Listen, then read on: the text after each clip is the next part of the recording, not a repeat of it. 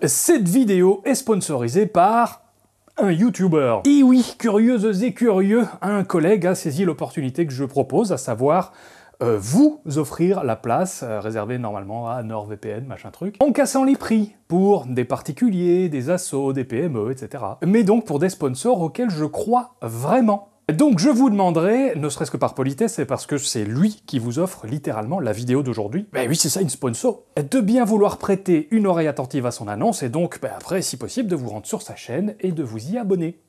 Hey, salut tout le monde! Tout d'abord, un grand merci à Mr Sam de m'offrir cette visibilité.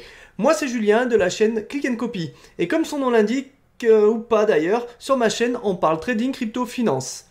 Le but étant de vulgariser ce milieu peu connu du grand public afin d'éviter les pièges et les arnaques. Un autre objectif est d'apporter des tutos sur la myriade d'applications financières nouvelles qui pullulent dans nos stores. Enfin, en adepte de l'esprit critique et des méthodes Z, je compte apporter du débunkage dès que l'occasion se présente.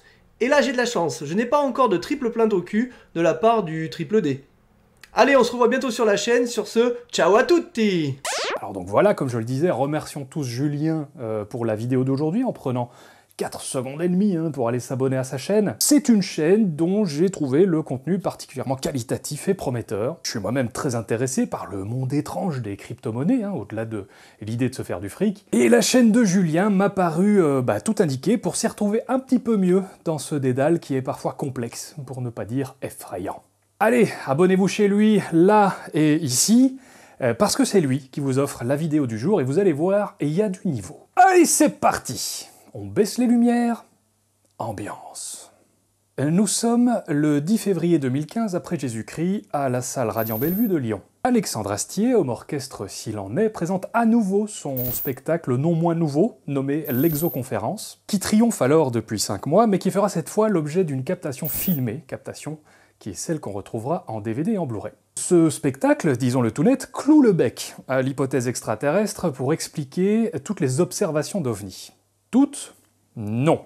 Une irréductible histoire résiste encore et toujours aux explications rationnelles. En effet, la vie n'est pas facile pour les légions de débunkers, sceptiques et autres retranchés dans le camp de la zététique, qui réussissent néanmoins à donner une explication satisfaisante à 95% des cas. Et puis, il y a les 5% restants. Les choses inexpliquées. Dont le cas de Rendlesham Forest. Rendlesham Forest, en Angleterre, dans les années 80, c'est une patrouille militaire au complet. Rendlesham Forest, c'est un appareil métallique et lumineux qui se déplace lentement à bonne distance à travers les arbres. Rendlesham Forest, c'est une observation de plusieurs heures, par plusieurs témoins. Fiable. Non, ça, Rendlesham Forest et quelques très rares autres cas, ça reste définitivement très, très étrange. Le cas de Rendlesham Forest, qui part d'une simple observation et dégénère en, tenez-vous bien, message télépathique venu du futur, et attendez de voir le contenu du message, est encore aujourd'hui un épais mystère que certains et certaines n'hésitent pas à qualifier de Roswell d'Angleterre. Mais avant d'y croire juste parce que c'est convaincant, et de le répéter à tout le monde, on vérifie.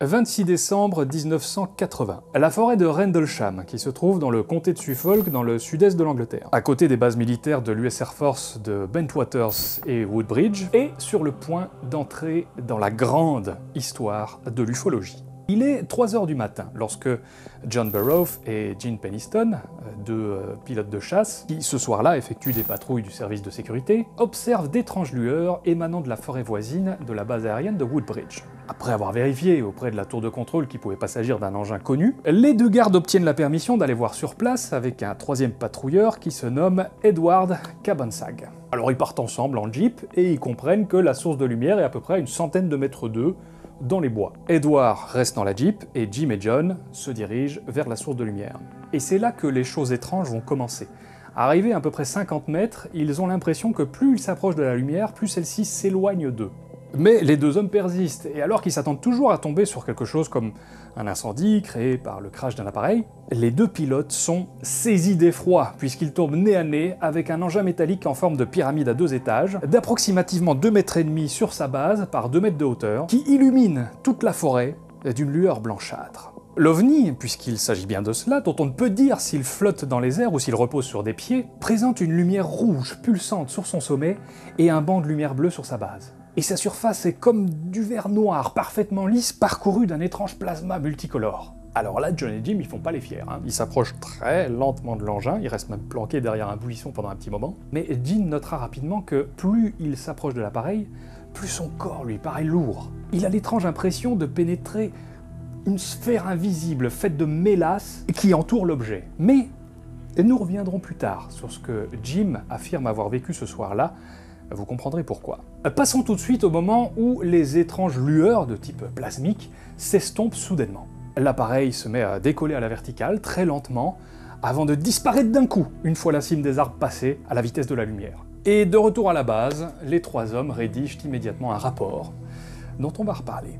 2 nuits plus tard, lors d'une fête de Noël sur la base, un jeune officier déboule subitement, terrorisé, auprès du commandant de la base, Ted Conrad, qui se trouvait en compagnie du lieutenant-colonel Charles Irwin Holt, commandant adjoint de la base.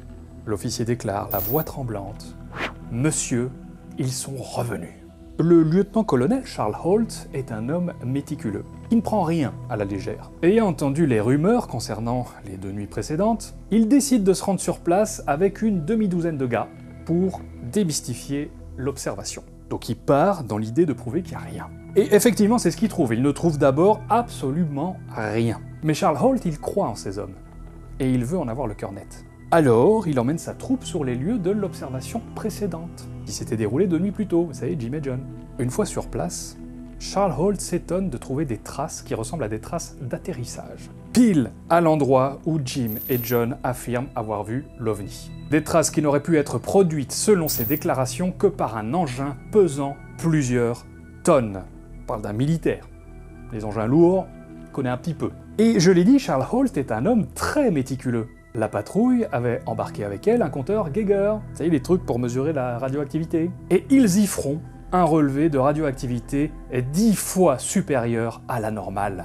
Et ça au centre des supposées traces d'atterrissage. C'est-à-dire que plus ils s'en éloignent, plus la radioactivité baisse. Et c'est à ce moment-là, pendant qu'ils sont en train d'effectuer les relevés, que Charles Holt est intrigué par un son lointain. Des sons qu'il identifie comme des cris d'animaux de basse-cour, qui devraient provenir de la ferme qu'il connaît bien, à proximité. Vous avez de la chance. Vous avez de la chance parce que Charles Holt a une habitude très particulière lorsqu'il fait ses rondes. Il prend toujours avec lui un petit magnétophone. Alors, prenez une grande inspiration et revivez en même temps qu'eux ce qu'il s'est passé cette nuit du 28 décembre 1980 dans la forêt de Rendlesham.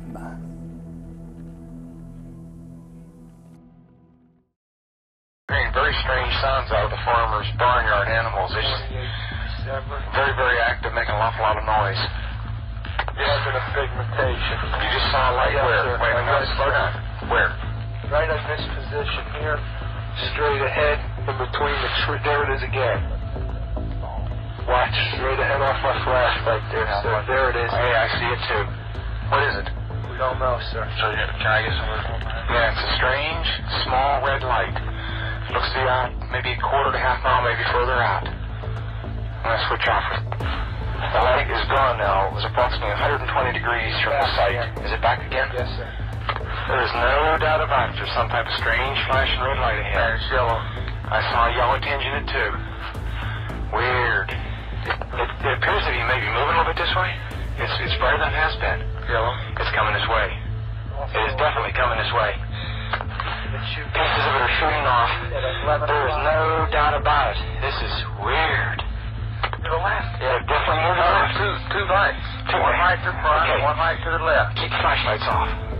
There's something very, very strange. Get the headset on. See if it gets any stronger. Okay. Give us a rundown. Notation that this is on a beta reading too. It's on a beta reading? Beta Okay. still has been removed. Okay. Guesses were falling off it again. It just moved to the right. Yeah. Off to the right. Strange. Oh, wait, when are you getting left? Let's approach to the edge of the woods up there. Do you want to do without lights? Still carefully, come on. Okay, we're looking at the thing. We're probably about 200 to 300 yards away. It looks like an eye winking at you. It's still moving from side to side. And when you put the star scope on it, it sort of has a hollow center, a dark center. It's like the pupil of an eye looking at you and winking. And the flash is so bright through the star scope that it almost burns your eye. We passed the farmer's house and across in the next field. Now we have multiple sightings of up to 5 lights with a similar shape and all, but they seem to be steady now rather than a pulsating or glow with a red flash. We just crossed the creek, and we're getting what kind of readings now? Getting through 3 good clicks on the meter, and we're seeing strange lights in the sky. 3:05. We see strange strobe-like flashes to the rather sporadic, but there's definitely something, some kind of phenomenon. 3:05 at about 10 degrees horizon directly north. We've got 2 strange objects, half moon shape, dancing about with colored lights on them. That gets to be about 5 to 10 miles out, maybe less. The half moons have now turned into full circles.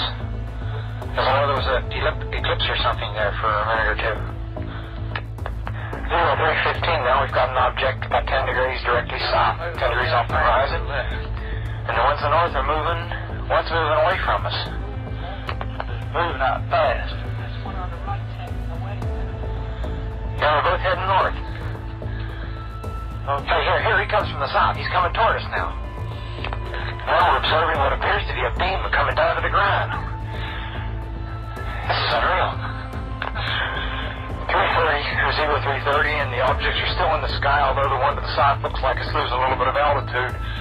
We're turning around and heading back toward the base. The object to the south is still beaming down lights to the ground. 0400 hours, one object still hovering over Woodbridge Base at about 5 to 10 degrees off the horizon, still moving erratic and similar lights and beaming down as earlier. Ce document audio est parfaitement réel. Il s'agit bien de l'enregistrement audio qui a été effectué cette nuit-là par ces personnes-là. Il ne s'agit ni d'une farce, ni d'une contrefaçon. Même les débunkers ne mettent pas ces hypothèses sur le tapis. Vous pourrez bien entendu retrouver les 18 minutes et 12 secondes intégrales de cette véritable chasse à l'OVNI dans la description. Mais si vous pensiez que le plus étrange a été dit, permettez-moi de revenir sur le témoignage de Jim Penniston.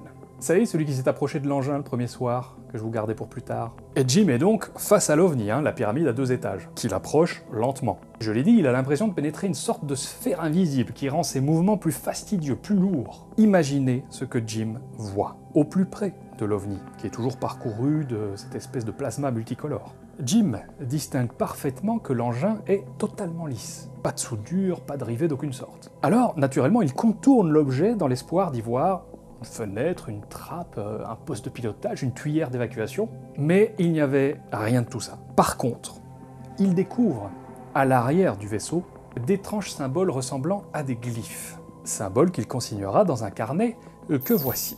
Et là, j'ai envie de dire, presque instinctivement, comme il est pratiquement à 1 mètre de l'objet, Jim décide de toucher son sommet, avec sa main. Un flash blanc l'aveugle immédiatement, et Jim ressent même une espèce de secousse. Il observe même que certaines parties semblent s'illuminer à l'endroit où il a touché l'appareil, et même un peu plus au niveau des symboles. Aveuglé et abasourdi, Jim se sent traversé par une sorte de rayonnement. Un rayonnement qu'il décrira, tenez-vous bien, comme un flux de données binaires. Comme une suite de 1 et de 0 qui le transperce de partout. On est dans les années 80, le langage binaire c'est pas un truc qui est dans la culture populaire. Et comme je l'ai dit, suite à ça, l'engin décolle, disparaît, et la patrouille rentre à la base pour rédiger son rapport. Jim Penniston décrira en détail toute son observation dans un rapport de 4 pages pour l'OSI, l'Office of Special Investigation. Mais il sera rapidement intimé de tout modifier. Alors qu'il pense connaître tous les agents de l'OSI, ce sont des personnes qu'il n'a jamais vues de sa vie. Il lui impose une version, disons, allégée du rapport. Le rapport final qui sera enregistré ne fait plus qu'une demi-page. et il contient très peu d'informations. Alors là, Jim tente courageusement de défendre la nécessité d'enregistrer sa version. Mais les mystérieux agents de l'OSI le menacent en lui disant que cette nouvelle version sera mot pour mot ce qu'il déclarera à ceux qui lui en parleront, viendront le voir pour en parler ou lui poseront des questions. Épuisé par toute cette affaire, Jim se couche enfin. Mais quand il ferme les yeux, il continue de voir distinctement cette suite de 1 et de 0 tourner en boucle dans sa tête. Il décide alors de l'écrire dans son petit carnet, avec les glyphes. Et il ressent immédiatement une sorte de grand soulagement. Plus il écrit les 1 et les 0, plus il se sent bien. À bout de force, il plie le carnet, le range, et n'y pense plus. Ce ne sera que 30 ans plus tard, enfin à la retraite, à l'abri des réprimandes. Lors d'une interview, donc en 2010, que Jim osera révéler sa version des faits, en ressortant le petit carnet, en révélant du coup le fameux code qu'il y avait consigné, ainsi que les glyphes. Alors, vous vous demandez sans doute si ce code binaire a un sens. Eh bien, il en a un. Et vous n'êtes pas prêts.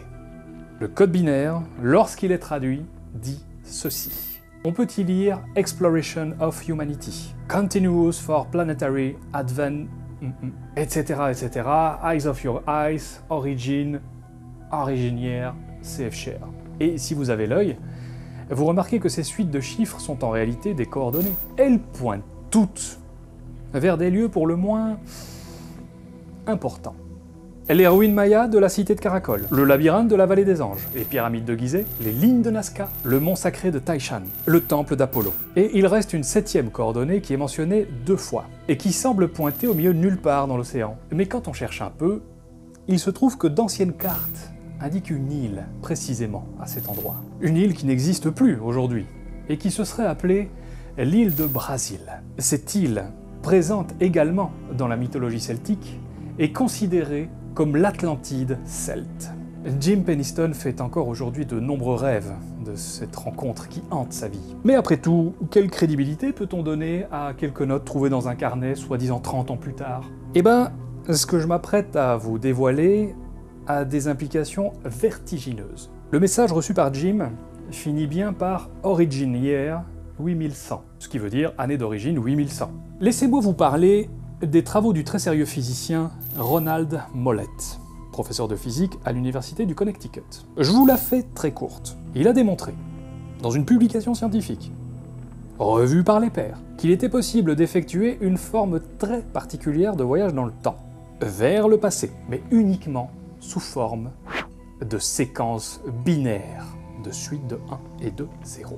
Il n'est absolument pas impliqué dans l'affaire de Rendlesham. Mais ses travaux apportent un éclairage, il faut l'avouer, très intrigant au code consigné par Jim Penniston. Et si de tels voyages n'ont aujourd'hui pas encore été démontrés possibles par l'expérience, n'oublions jamais que pas mal de choses réelles aujourd'hui ont été la science-fiction d'hier. Quant au gouvernement des États-Unis, il a non seulement officialisé tous les documents que je vous ai présentés, mais en plus, le département des vétérans, avec l'aval du sénateur McCain, oui, le sénateur McCain que vous connaissez, a offert à John Burroughs, des années plus tard, une prime pour compenser les problèmes de santé qui ont été attribués aux radiations reçues cette nuit dans la forêt de Rendlesham.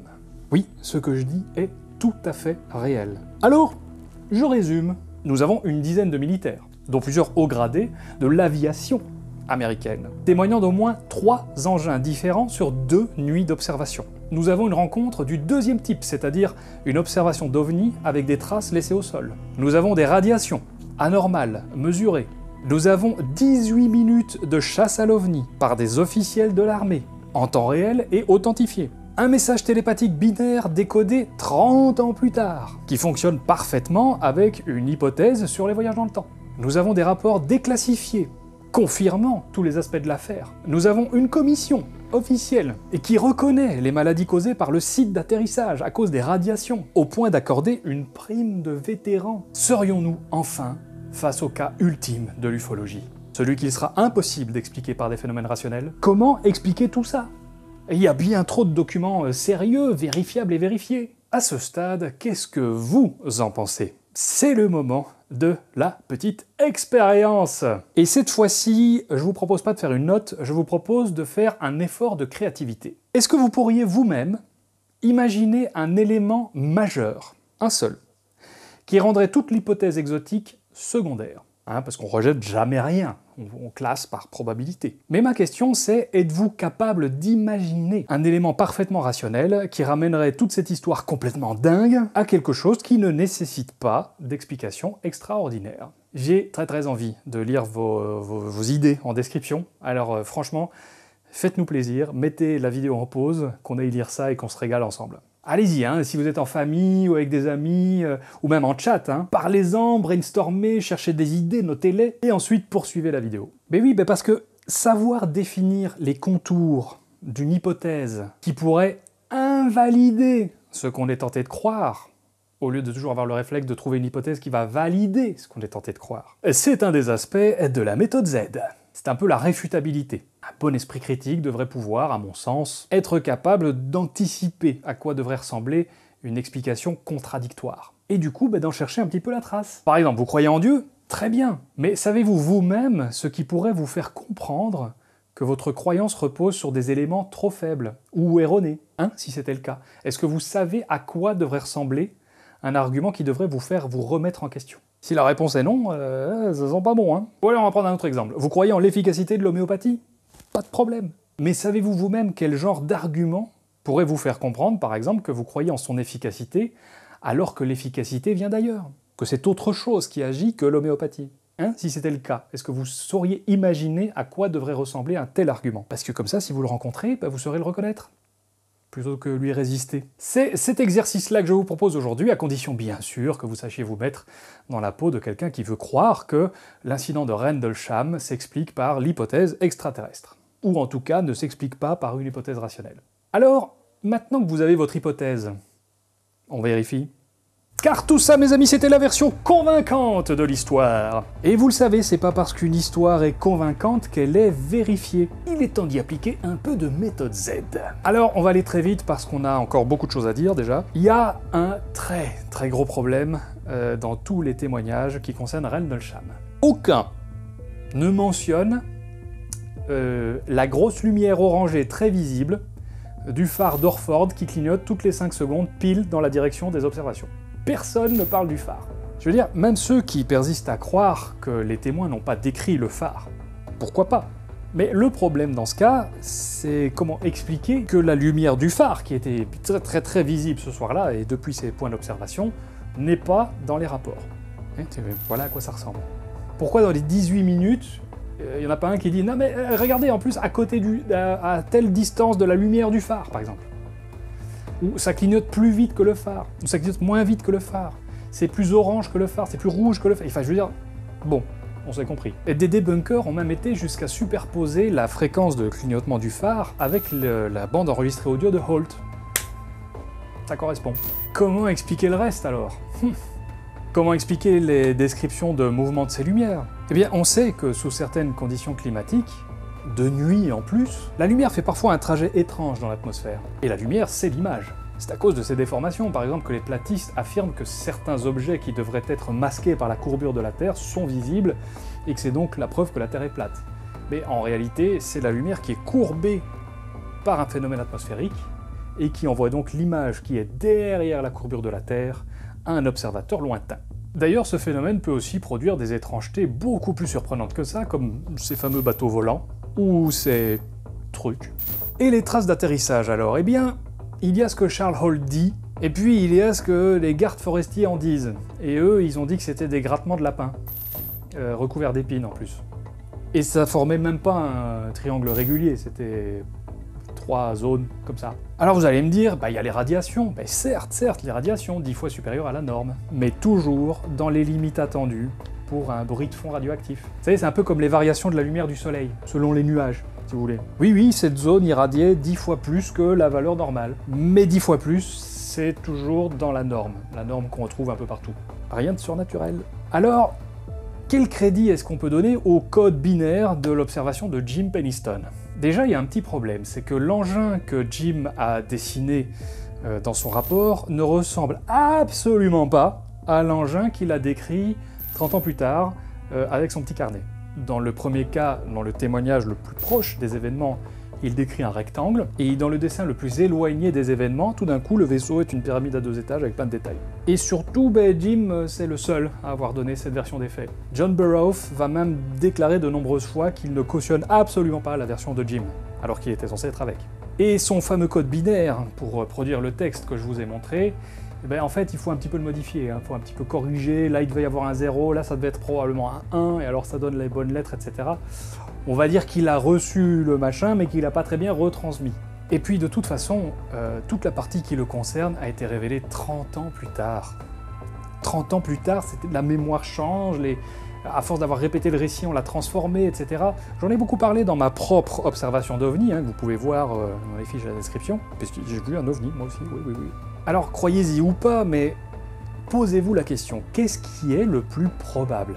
Que Jim Penniston soit le seul à avoir raison, que des êtres de l'an 8100 ont essayé de communiquer avec nous en envoyant les coordonnées de divers sites historiques, et qu'absolument tous ceux qui sont impliqués dans l'histoire, maintenant, ont une version rationnelle uniquement parce que l'OSI les a menacés 30 ans plus tôt. Personne ne soutient la version de Jim, malgré le fait qu'ils sont à la retraite, etc. Alors je répète la question simple, qu'est-ce qui est le plus probable?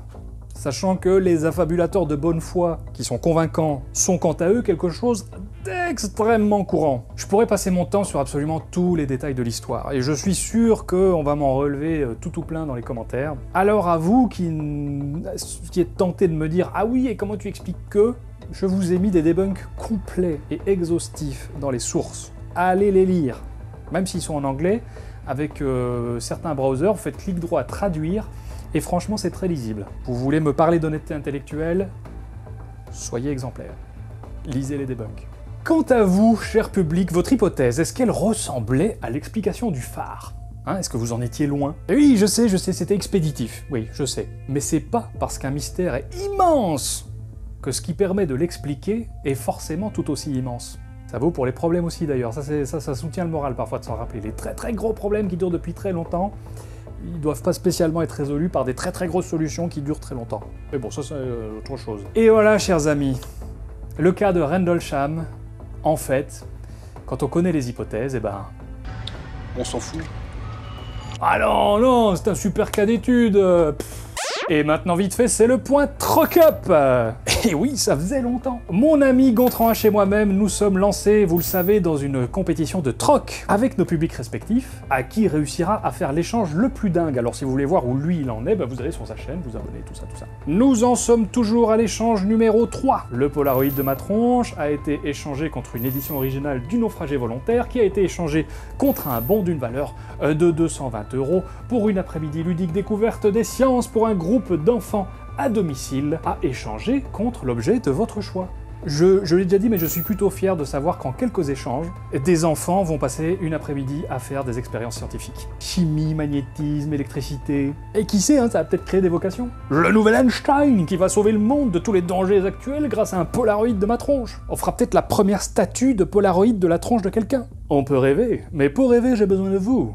L'après-midi science vous est donc proposé par Alexis du site Les Délirovores. Une activité éducative parmi les mieux notées sur Funbookers. Vous trouverez bien entendu toutes les informations en description. Ce coupon est principalement valable en Ile-de-France, donc pour ceux qui sont en dehors, vous organisez ça en Ile-de-France chez de la famille ou chez des amis, ou faites-en un cadeau. C'est un super cadeau pour Noël. Imaginez, vous arrivez avec un tout petit truc, c'est un coupon, et c'est une après-midi science pour enfants avec ma dédicace, et qui va être génial. Je viens de me rendre compte que je dis aux gens d'offrir ma dédicace pour Noël. Cette activité est décrite comme la rencontre entre Harry Potter et C'est pas sorcier, avec une pointe de Fort Boyard. Non mais si ça continue, je vais me le garder en fait. Cet après-midi science pour enfants est donc l'objet Troc-Up numéro 3. Pour me proposer quelque chose à l'échange, vous écrivez ici à l'adresse trocup@sundaypistols.be. N'oubliez pas de mettre dans le titre du mail en toute majuscule Troc-Up 3, comme là. L'intégralité des règles du jeu est dans la description. Et je rappelle que si je choisis votre objet, je peux également vous faire un petit coup de pub gratos. Et si c'est le coup de pub qui vous intéresse, vous pouvez, comme notre ami de Click and Copy au début de la vidéo, n'oubliez pas d'ailleurs de vous abonner à sa chaîne, me proposer de sponsoriser un contenu en échange de ce fameux coup de promo. C'est vraiment avec ça que je vis et que je fais vivre la chaîne. Je préfère 100 fois faire moitié prix à une petite PME, une asso, un particulier, des petits producteurs de contenu, même un plombier de village auquel je crois, que d'aller vous vendre un truc auquel je connais rien en fait et auquel je crois pas vraiment. Quelle que soit la somme rondelette, et pourtant je vous garantis que j'en aurais bien besoin. À ce sujet, je prends encore un moment pour remercier immensément ceux qui me soutiennent sur Tipeee, Utip, Patreon, etc. Non mais restez, sans déconner, restez. Écoutez, merci à vous, parce que vous êtes restés alors qu'il n'y a plus vraiment de grosses vidéos depuis quelques mois.